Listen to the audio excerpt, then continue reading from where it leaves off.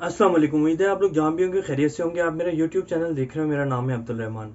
नाज़रीन, आज इस लेटेस्ट अपडेट के साथ मैं हाजिर हुआ हूँ। कल आप लोगों को मैंने बताया था G7 का इजलास चल रहा है और वो लास्ट डे था कल। तो वो उसकी अभी आज लेटेस्ट अपडेट्स आई हैं कि उनका लास्ट जो उनका ख़त्म होने के बाद उनका क्या रद्दमल था और क्या बयानिया जो आया, जो खबरों में आया, तो मैं आपको उसके उसकी तफसीलात बताऊंगा। इससे पहले कि मैं आप लोगों को तफसीलात बताऊं, अगर आप लोगों ने मेरे चैनल को सब्सक्राइब नहीं किया हुआ तो उसको सब्सक्राइब कर लें और ये बेल आइकन को भी प्रेस कर लें ताकि आने वाली हर लेटेस्ट अपडेट्स आपको मिलती रहें। तो नाजरीन, G7 ममालिक, G7 ग्रुप ऑफ सेवन, इनमें अमेरिका, कनाडा, जर्मनी, बरतानिया, स्पेन, फ्रांस, इटली और जापान, ये 7 मुल्क थे जो इकट्ठे हुए थे। बरतानिया ने इसको होस्ट किया था। इनका जो असल एजेंडा था वो ये था कि जी चाइना को कैसे काउंटर किया जाए। चाइना जो इतनी बढ़ती हुई मैशियत है, इतनी तेज़ी से आगे जा रहा है, इसको कैसे रोका जाए। और ये हर मुल्क को और जितने भी छोटी इकोनॉमीज हैं उनको अपने साथ मिलाता जा रहा है। और जो साइंसदान अब जो कह रहे हैं कि जितने भी स्कॉलर्स हैं वो ये कह रहे हैं कि जी ये एशिया की सदी है, तो इसको कैसे रोका जाए और ये कैसे यहीं रहे, जो हमारे पास जो हम सुपर पावर्स एंजॉय कर रहे हैं तो ये हम तक ही रहे। तो असल एजेंडा तो ये था। लेकिन इसका कोई भी वो नहीं निकला, लाएमल नहीं निकला। इन लोगों ने सिर्फ वहाँ बैठ के गप्पे मारी हैं। जो बड़ी बड़ी न्यूज़ एजेंसियाँ और बड़े बड़े जो राइटर्स हैं वो यही कह रहे हैं कि इसका ये इस तरह किसी भी चीज़ का हल नहीं निकलेगा, क्योंकि चाइना इस टाइम पूरी दुनिया की ज़रूरत बन चुका है। चाइना ने यूरोपीय यूनियन के साथ तजारत में अमेरिका को पीछे छोड़ दिया, ये यूरोपीय यूनियन का कहना है। तो जब यूरोपीय यूनियन के जितने भी मालिक, जैसे फ्रांस, इन सब का बाप फादर माना जाता है फ्रांस, यूरोपीय यूनियन के मुल्कों का। तो इनके आपस में G7 में फ्रांस आता है, इनके आपस में ही वो कहते हैं कि इतने इख्तलाफात हैं कि ये एक एजेंडे पर इकट्ठे ही नहीं हो सकते। अब मैं आपको थोड़ी सी जो सिक्योरिटी कॉन्फ्रेंस हुई थी म्यूनिख में उसके ऊपर लेके चलूंगा। उसमें सिक्योरिटी कॉन्फ्रेंस के जो मिस्टर बॉन्ड थे, जो सीनियर मेंबर हैं उसके, उन्होंने कहा था कि ये मगरबी ममालिकों को एक एहतियात बनाना चाहिए चाइना के खिलाफ। तो ये शायद इसमें कामयाब हो सके, वरना चाइना जितनी तेज़ी से मशीयत को अपनी को तरक्की कर रहा है, जितनी तेज़ी से आगे बढ़ रहा है, ये किसी के भी उसमें कंट्रोल में नहीं आएगा। ये तो उसका सिक्योरिटी कॉन्फ्रेंस का कहना था, उनके मिस्टर बॉन्ड का कहना था।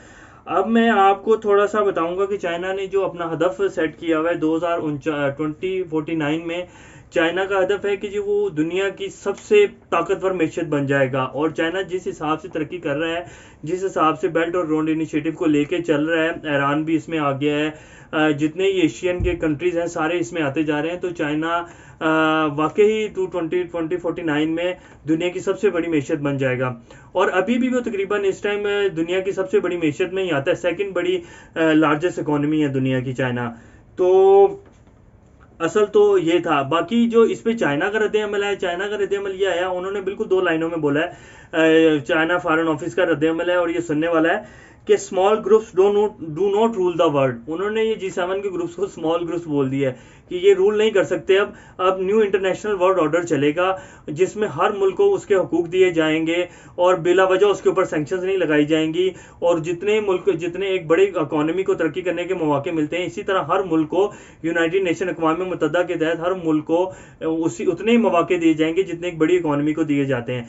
पहले तो ये होता था, जितने ये G7 ग्रुप्स हैं अपनी मनमर्जी की सैंक्शंस लगती रही हैं, किसी को भी फेटअप में उठा के डाल दिया। फेटअप में जैसे ही कोई मुल्क फेटअप में जाता है, ब्लैक लिस्ट होता है, ग्रीन लिस्ट होता है, उसकी जितनी भी इकोनॉमी है वो सारी कोलैप्स कर जाती है। कोई भी दुनिया की बड़ी बड़ी मल्टीनेशनल फर्म्स वहाँ के बिजनेस नहीं करती हैं। तो ये इनका तो G7 के जितने भी मालिक जो पहले रूल करते आए हैं, जो अब कर रहे हैं अभी भी, तो इनका तो यही रहा कि जिस मर्जी मुल्क को उठाया और सैंक्शंस लगा दिया और फेटअप में डाल दिया। जैसे ईरान कितने अरसे से सैंक्शंस भुगत रहा है और वो फिर भी लेकिन सर्वाइव कर रहे हैं। तो चाइना का कहना है कि अब न्यू इंटरनेशनल वर्ल्ड ऑर्डर चलेगा और कोई भी किसी भी बंदे की मनमर्जी नहीं चलेगी कि किसी पे भी उठा के सैंक्शंस लग जाएंगी। तो चाइना का तो ये सख्त रद्द-ए-अमल आया और उन्होंने कहा कि ये ग्रुप्स इनके, ये हमारा कुछ नहीं बिगाड़ सकते।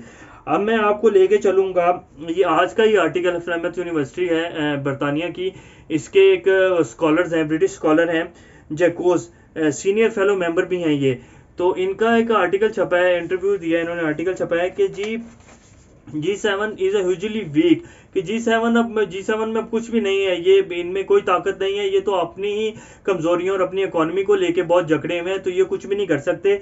अब मैं ये कुछ उस इंटरव्यू के जो खास पॉइंट्स हैं वो आप लोगों के सामने पढ़ूंगा और फिर बताऊंगा इसका तफसील में कि क्या कहा है। उन्होंने कहा G7 used to be confident but it is no longer confident in the way that it was its powers are very restricted now. I mean, they don't even agree with themselves, across the board. They are big divisions with the G7.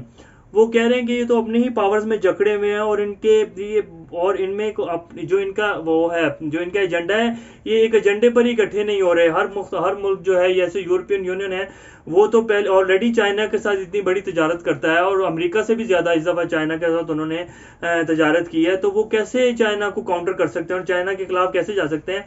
और ये बाकायदा France ने कल, जो France के सदर हैं Macron, उन्होंने कहा भी है G7 में कि जी हम तो चाइना को काउंटर करने के बारे में सोच ही नहीं सकते, बहुत बड़ा रिस्क है, हमारी इकोनॉमी इतनी बड़ी, हम इतना बड़ा बिजनेस करते हैं चाइना के साथ, हम कैसे कर सकते हैं, ये बहुत बड़ा रिस्क है। ये तो ऑन द स्पॉट G7 में जो फ्रांस के सदर है उन्होंने कहा है, और ये कल से भी चल रहा था खबरों में।